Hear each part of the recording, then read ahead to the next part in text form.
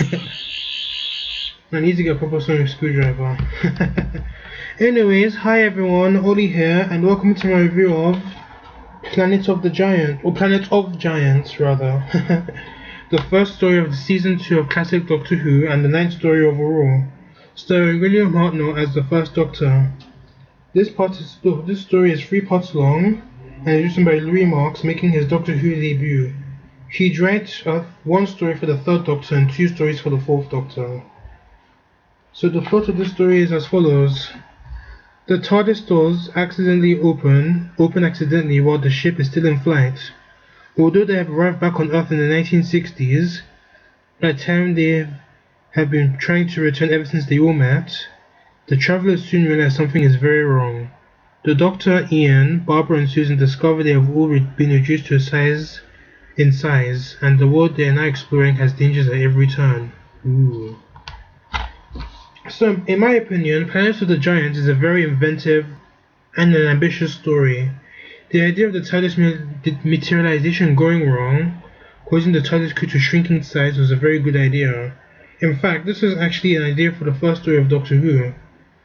And with the crew in miniature size, we do get some amazing set designs, such as the tapeworm, or the large worm, and I loved the idea of how the TARDIS, or the miniature TARDIS, landed like in between like the little cracks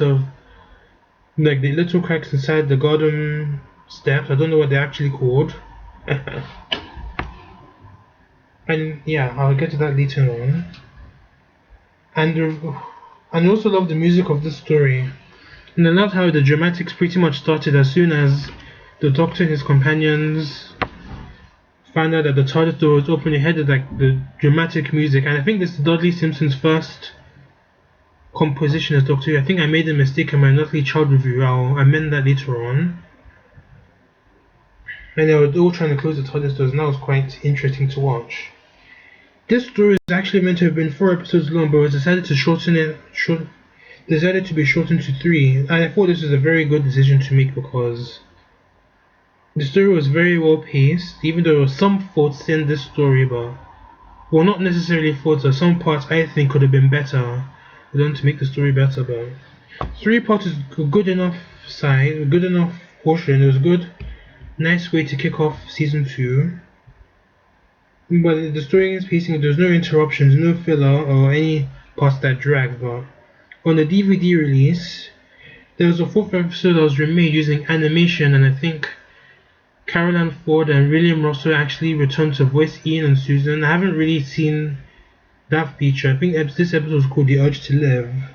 It was remade and it features a special edition of this DVD right here. The main cast are amazing as always. They never seem to disappoint, and they weren't, but as with some of the stories in the Hartnell era, but especially in the stories in season 1 and a bit of season 2 when there was a TARDIS team of 4 with the Doctor, Ian, Susan and Barbara / Doctor Ian, Vicky and Barbara. Yeah, sometimes they'll get split up in some of these stories and you won't see them together until like at least the climax of this story, but in here they remain quite close to each other. And if they did get separated, they'll be reunited like almost immediately. The part when Ian got inside that matchstick box, a few minutes later he was reunited with his fellow travellers, and I quite like that part. Instead of having the TARDIS crew separated all over the place and not reuniting until later on in the story. In terms of the supporting cast, there weren't really that many.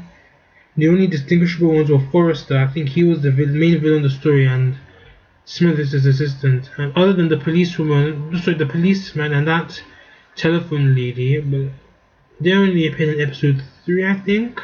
Yeah. Another thing is this story is primarily set in a modern day setting. This is the first story to be set in the contemporary Earth in the 1960s.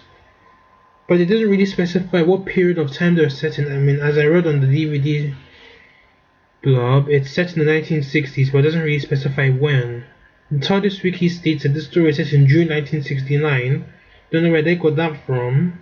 But on the Doctor Who BBC website, it said it was set in post World War II, but I didn't think it really needed any explaining, but it was kind of obvious that it was set in the middle of modern day Earth, to be honest. So, now on to the things I thought this episode could have done that were better.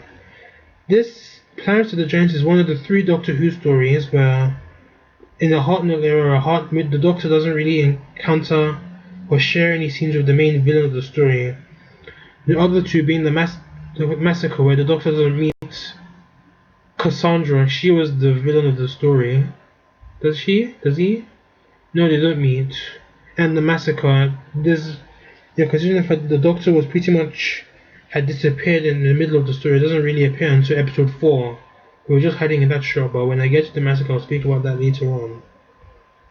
It would have actually been nice if we had to have a moment where the TARDIS crew actually would have met Forrester.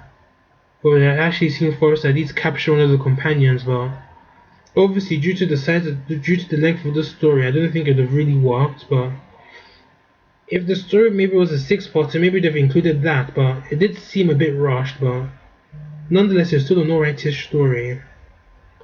Well, once again, it was nice to have seen other characters in the story as well. Maybe instead of having the Doctor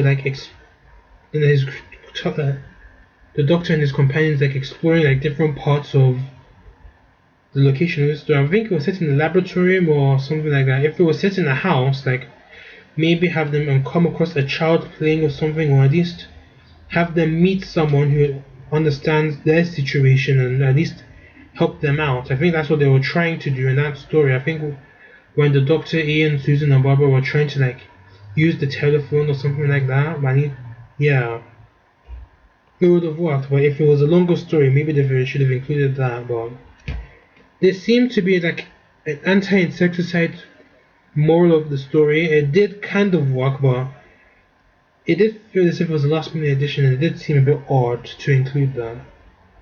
But as I mentioned before, this is a very good way to kick off the 2nd season, and I was expecting the story to be a rubbish story, but every story so far hasn't been rubbish.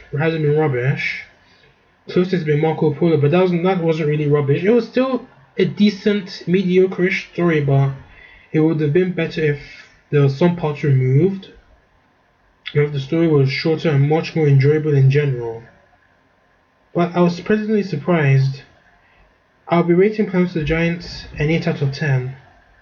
This is very underrated as well, so my next review will be the 2nd ever Dalek story, thanks to Dalek Mania. Yes, the Daleks are back in popular demand in the Dalek Invasion of Earth. This is where the Daleks come to Earth for the first time, and we see the first departure of a companion, that companion being Susan, the Doctor's granddaughter, and we get an amazing speech from the Doctor as well. So thank you for watching this review. Don't forget to subscribe to my channel, drop a like, tell me what you thought about this review and the story. Until then, this is Oli. See you later.